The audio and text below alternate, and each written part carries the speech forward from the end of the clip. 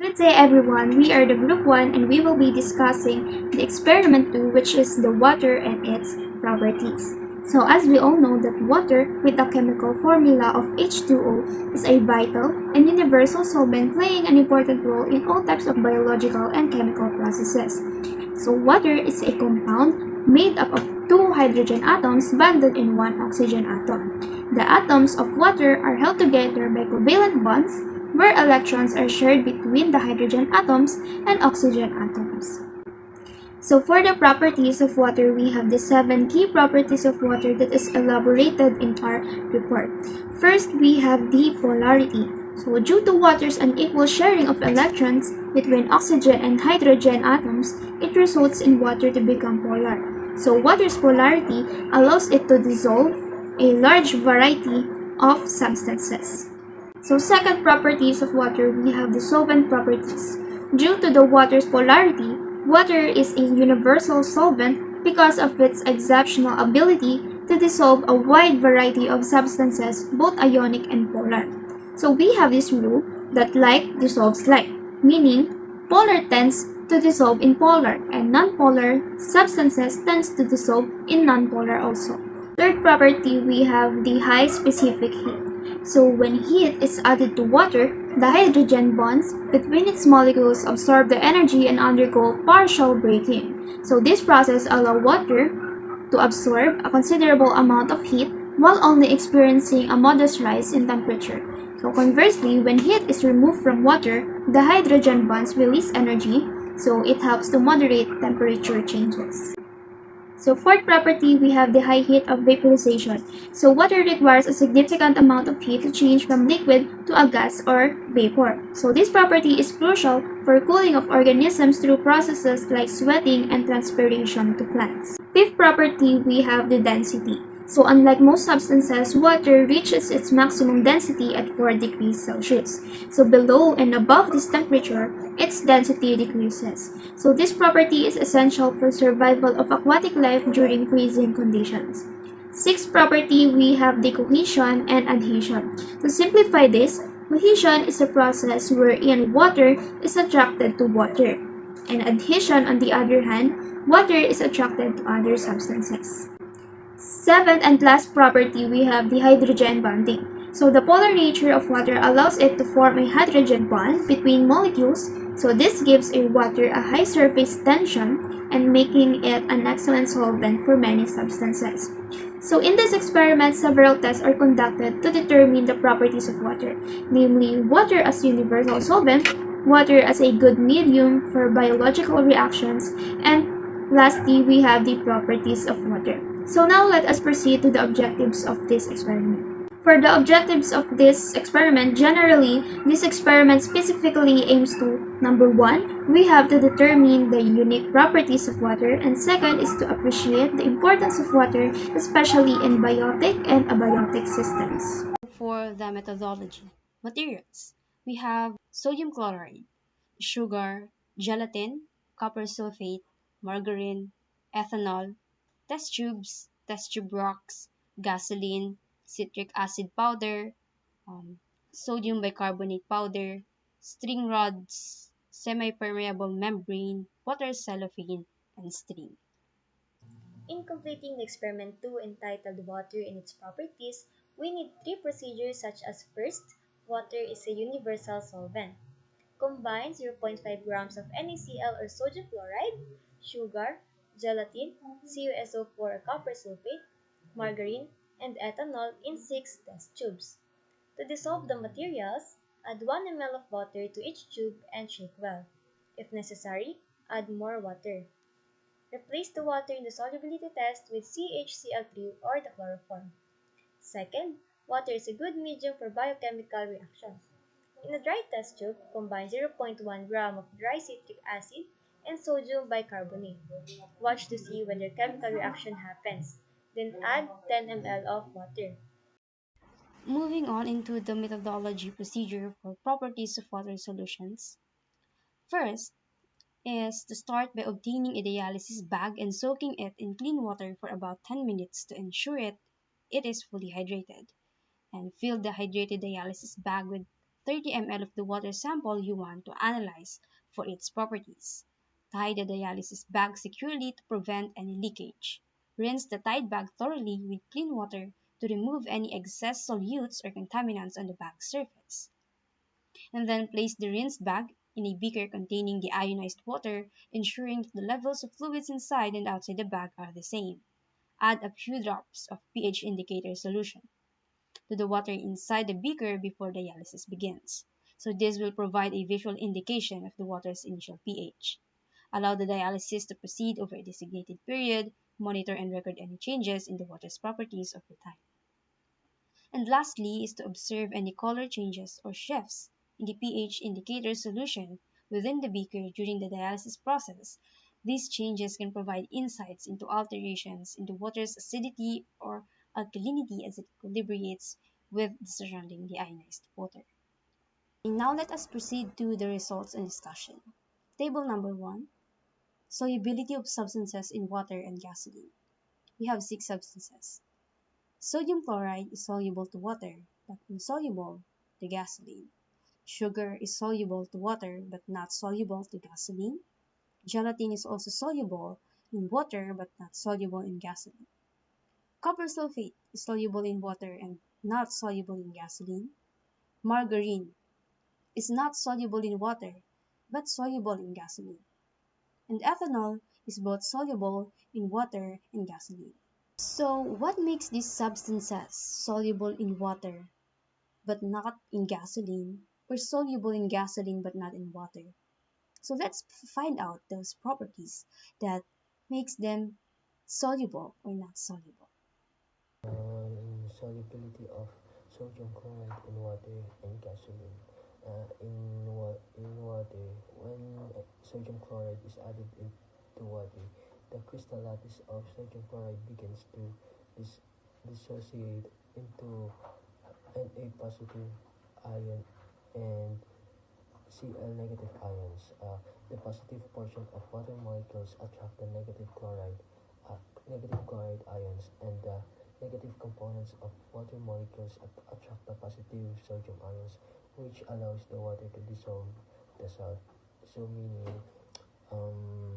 sodium chloride is soluble in water, while in gasoline, sodium chloride is a salt that consists of positive charge sodium ion and negative charge of chloride ions. These ion are held together by a strong electrostatic force called ionic bonds. Gasoline, on the other hand, is a mixture of hydrocarbons, which are molecules that contains only carbon and hydrogen atoms. These molecules are nonpolar, meaning they have no net charge or dipole moment. So meaning the sodium chloride is insoluble in gasoline. On sugar, sugar molecules are well known for their high solubility in water. This is because of sugar molecules are hydrophilic, meaning they have a strong attraction to water molecules. Additionally, the structure of sugar molecules allow them to form hydrogen bond with water molecules. This hydrogen bond help to break the strong bond within the sugar molecules, were allowing them to separate and dissolve in water. The solubility of sugar in water is due to its molecular structure and the presence of functional group that interact within the water molecules. So next substance, we have the gelatin. So why is gelatin soluble in water and insoluble in gasoline? So gelatin is soluble in water due to the presence of hydrogen atoms attached to its chains. So gelatin is a water-loving molecule, or it is hydrophilic. The gelatin molecules have amino acids chains that have a different parts like hydroxyl and amino groups. These polar groups really like water, and it connects with water molecules through hydrogen bonding and other attractive forces. The gelatin molecule spreads out when water is attached to it. So now, what is the reason why gelatin is insoluble in gasoline? Because gelatin is a polar molecule and gasoline is non-polar. Their dissolving properties don't match. The ability of substance to dissolve in each other depends on their polar or non-polar characteristics. As what I've said earlier in the introduction, there's a rule that like dissolves like. So polar regions tends to dissolve in polar and nonpolar tends to dissolve in nonpolar. So that's why gelatin as a polar molecule tends to not dissolve in gasoline because it is nonpolar. Copper sulfate. Copper sulfate is soluble in water because it breaks down into copper ions and sulfate ions which are strongly attracted to water molecules. The interaction makes the compound mix thoroughly with water, forming a constant solution. Copper sulfate is insoluble in gasoline because gasoline is a nonpolar solvent. That's why it has no separation of charges. So there are no positive or negative poles that can attract the ions in copper sulfate. As a result, the ionic compound is still intact and does not dissolve. Ethanol is soluble for both water and gasoline because ethanol is an organic compound that contains both polar and nonpolar characteristics. It contains hydroxyl group as a functional group, and the polarity between the band of electronegative oxygen and hydrogen atom in the ethanol forms a hydrogen bond with water and therefore making it soluble in water. And also, the presence of carbon to carbon and carbon to hydrogen bonds allows it to dissolve in gasoline. Margarine. Margarine is insoluble in water because fats are the main component of margarine and they are hydrophobic or water hating. Triglycerides make up vegetable oil, which is often the primary fat in margarine. Three fatty acid molecules are joined to a glycerol molecule to form triglycerides, and usually the chains of fatty acids are lengthy hydrocarbon chains. Margarine is soluble in gasoline because gasoline and margarine are both non-polar molecules and they are made of lengthy hydrocarbon chains. And in chemistry, like dissolves like, and since margarine and gasoline are mainly made up of non-polar molecules, they combine and they react with each other. Part 2 for the results and discussion, we have water is a good medium for biochemical reactions. Observation. The first part, there is no occurrence or any indication of any chemical reaction taking place when we mix the sodium bicarbonate with dry citric acid. Second one, when 10 ml water is introduced into the mixture of dry citric acid and sodium bicarbonate, there is a fizzing in the solution and rapid formation of bubbles. The test tube also exhibits a slight decrease in temperature. Chemical reactions involved. There is an acid-base reaction in dry citric acid and sodium bicarbonate, which results in the formation of sodium citrate, a conjugate base of weak acid citric acid. The effervescence or the fizzing and the release of bubbles in the experiment is due to the release of carbon dioxide. The mixture in the presence of water also produced an endothermic reaction, as observed in the slight decrease of temperature. It is because the reactants, dry citric acid and sodium bicarbonate, and water absorb energy in the surroundings to form the products carbon dioxide, sodium citrate, and water. Properties of water solutions. Semi-permeable membrane test. Observation. In beaker 1, the water level in the beaker decreased as the egg membrane with sugar solution inside had absorbed the top water, increasing the amount of water inside the egg membrane. In beaker 2, the water level in the beakers increased as the tap water inside the egg membrane leaked out, thus making the water inside the egg membrane decrease. To infer, the water level inside the beaker increase and decrease because of the semi-permeable membrane present at the egg. It can filter and allow a certain amount of molecules to pass through it. So for the guide questions, list the various functions of water in living systems. Water has many functions. So different functions of water in living systems are the following. It regulates body temperature, helps in the process of metabolism. It flushes waste from the body, bowel movement, urination, perspiration. It protects body tissues, and it is used as a universal solvent, breaking down minerals and nutrients, enabling the body to be ready for absorption. It helps in digestion. Water also supports cell structure and shape.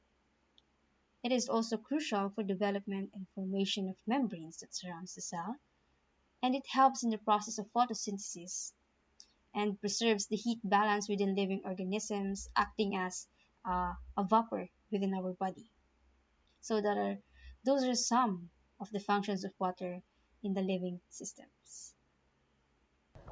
In conclusion, water is a polar molecule that has many unique properties and make it essential for life.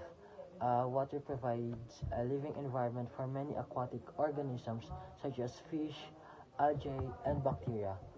It also supports terrestrial organisms by providing hydration, irrigation, and precipitation. Water is essential for growth and survival of plants and animals, as well as for human activities such as agriculture, industry, and recreation. Some of the properties of water is high solubility, in which water can dissolve many ionic and polar substances, making it a universal solvent. This allows water to transport nutrients, ions, and waste products in living organisms.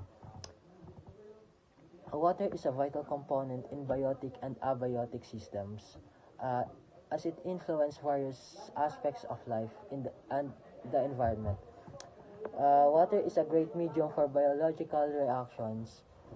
It facilitates many chemical reactions that are essential for life, such as photosynthesis, respiration, digestion, and metabolism. Recommendation.